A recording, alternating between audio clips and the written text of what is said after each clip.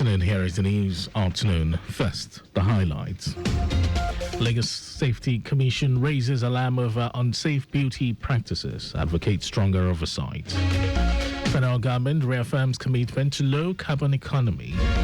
And Warrington Israeli gunfire kills 30 people waiting for humanitarian aid in northern Gaza. And in sports, Nigeria's Tobi Amusan. Others face mandatory gender tests ahead 2025 World Championships in Tokyo, Japan. And now the details. I am Mike James. The Lagos State Safety Commission has expressed concern over the rising number of health and safety complaints from customers of beauty and spa parlors across the state, citing a growing need for stricter regulation and ethical compliance in the industry. Director General of the Lagos Safety Commission, Larry Mojola, stated this at a seminar with the theme Ethical Practices in the Beauty and Spa Industry. Mojola said the state is responding to a worrying trend of incidents involving the misuse of chemicals, health complications, and reports of sexual harassment in some beauty establishments. According to Mojola, the seminar is convened to engage stakeholders in the beauty and spa sector to uphold safety standards, ethical practices, and regulatory compliance in line with existing policies and environmental guidelines. He noted that some customers have suffered adverse reactions and complications after undergoing procedures at unregulated beauty centers, with some cases involving the use of toxic chemicals and unethical service delivery. Lagos State government has called on Nigerian youths, particularly those in Lagos, not to abandon the country in search of greener pastures abroad, but to explore the immense opportunities available in the state's fast-growing creative economy. Commissioner for Tourism, Arts and Culture, Toke Benson Awoyinka, made the call during the private viewing of the highly anticipated Nollywood movie, Iko Miami. Benson Awoyinka emphasized that the country's youths must be contributors to nation building rather than seeking to escape its challenges. She urged Nigerian youths to look inward and take advantage of the state government's various initiatives and platforms aimed at empowering talent across art, culture, film, fashion, and digital content.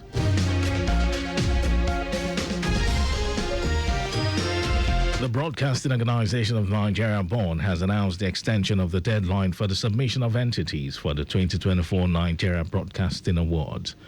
Entries will now close on August 30, 2025 for the awards scheduled to hold in October 2025. Secretary TNBA Steering Committee Usman Bello said the extension of the deadline follows numerous reports of technical difficulties experienced in submitting entries to meet the earlier deadline of July 31, 2025. Bello said feedback from many prospective entrants indicate difficulties with internet connectivity, noting that it became necessary to extend the submission window to allow all qualified professionals the opportunity to participate. He said all entries must be accompanied by the entrant's resume and submitted as earlier as either an MP3 file or for radio or an MP4 file for television to entries at tnbawards.ng, stating that detailed submission guidelines are available at www.tnbawards.ng. That Nigeria Broadcasting Awards serves as a prestigious platform to recognize and celebrate excellence in the Nigerian broadcasting industry.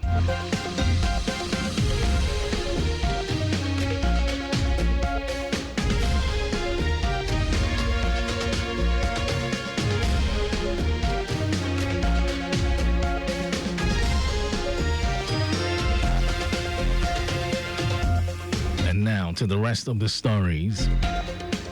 The federal government has again reaffirmed its commitment to a low-carbon economy through a people-centered just transition framework that safeguards livelihoods and drives economic diversification.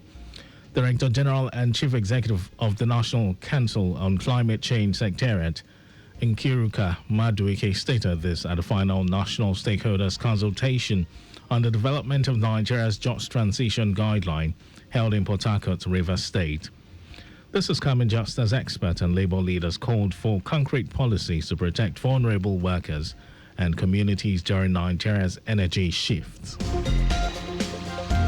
Lagos State chapter of the All Progressives Congress, APC, has urged the People's Democratic Party, PDP, to focus on resolving its chronic internal crisis rather than in issuing hollow statements about 2027. In a statement, the party spokesperson Sheye Oladejo says Nigeria deserves a credible opposition. The statement follows a report credited to the spokesperson of the PDP, in which he claimed that only his party has the structure and strength to unseat APC in the 2027 national elections.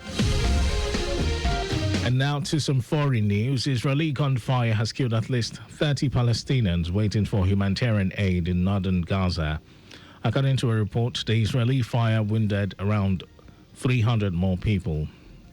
Israel said details of the incident are still being examined. The Israeli Defense Forces said they fired warning shots after Gazans gathered around 8 trucks 3 kilometers southwest of the Zikim crossing, but they were not aware of any casualties from IDF gunfire.